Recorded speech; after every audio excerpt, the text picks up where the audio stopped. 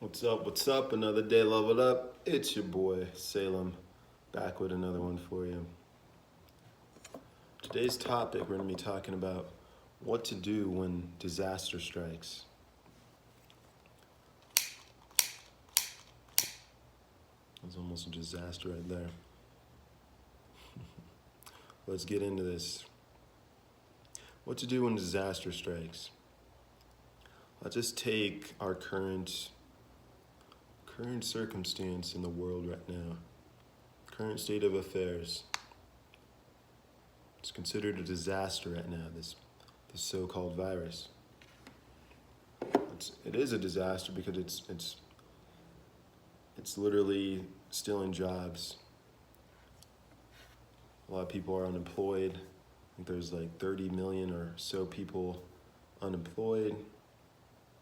There's some people dying because they're not able to get the proper medical treatment because they're not allowed into the hospitals at this time. It's a disaster. It's a worldwide disaster. People are picking sides and everybody are butting heads on what they believe. It's a disaster. But what to do when disaster strikes? Consider when disaster strikes and as a opportunity that God has placed in your court to rise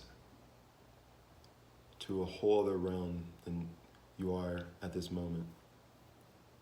When disaster strikes, you're given the opportunity to surrender. What happens when you surrender is you're able to get the peace of God.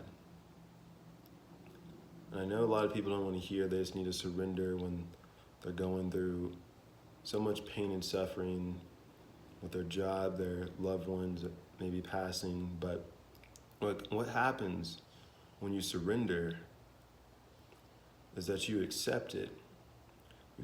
You accept what's going on. You transmute that pain and suffering into gold. You realize that you are indestructible and immortal. And no matter what happens, you will have the peace of God. There's a jazz group that I love right now. They're called the Ezra Collective.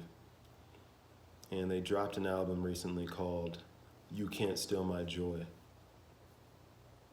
I thought that was so powerful, just that phrase, you can't steal my joy. You can't steal my joy, boy.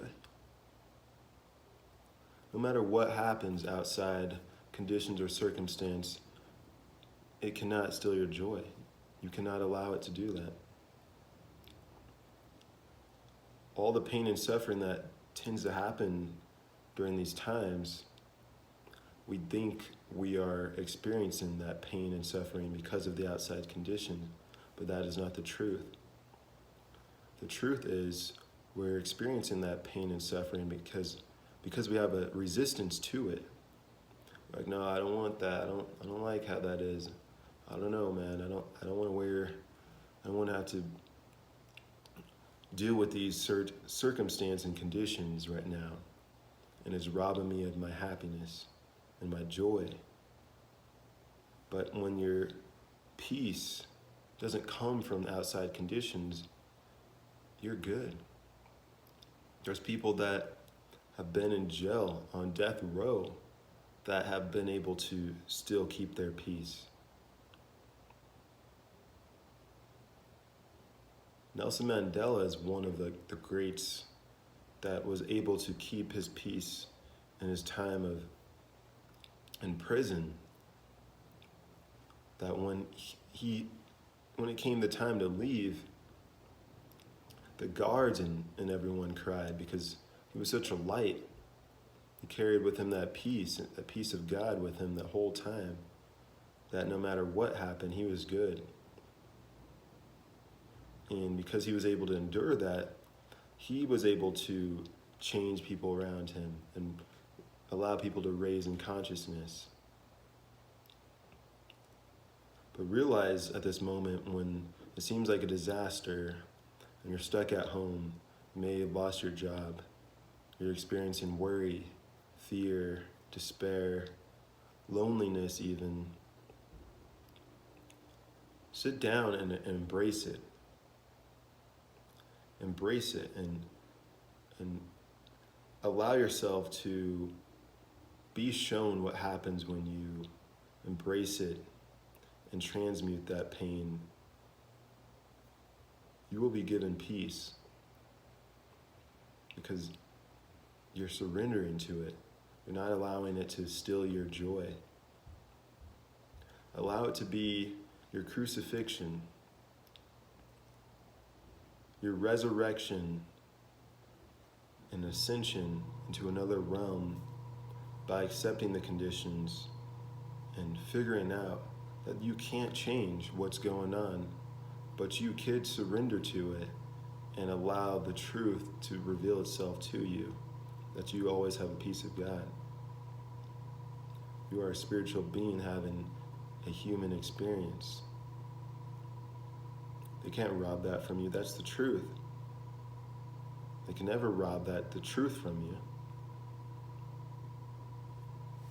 Don't let disaster steal your joy. Don't allow anything that's happening outside to steal your joy. I know a lot of people have some ideas and have been shown the truth of what's really going on, but they decide to broadcast that truth. And they may get some heat back from people who don't see things the way they do. And they allow the heat from other people to rob them of their peace and joy. But once you come to that conclusion, and no matter what happens,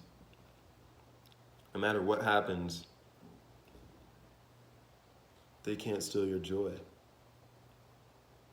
You're putting it out there, and you've already surrendered to the backlash and that you may not get the response that you want, but that's your truth, and you should always speak the truth. You should always do what's right. That no matter what happens, you spoke your piece. That they cannot steal from you. But if we'll wrap this up, we're getting deep there, but if this resonated with you and feel like someone needs to hear this as well, like, share it. Feel free to share it. And you could like and comment, subscribe. Let me know your guys' thoughts on what's going on and how you deal with when disaster strikes. So I'm growing in these videos as well. I'm enjoying being able to have conversations with like-minded individuals and being able to shed some light on some things that I can't see from your perspective as well. We're all different focal points of spirit, so I'm enjoying it while leveling up. So I'm gonna leave it with that, and just know that a belief may be comforting, but only through true experience could it be liberating. Grant yourself permission to level up, and until next time, it's your boy. I'm out.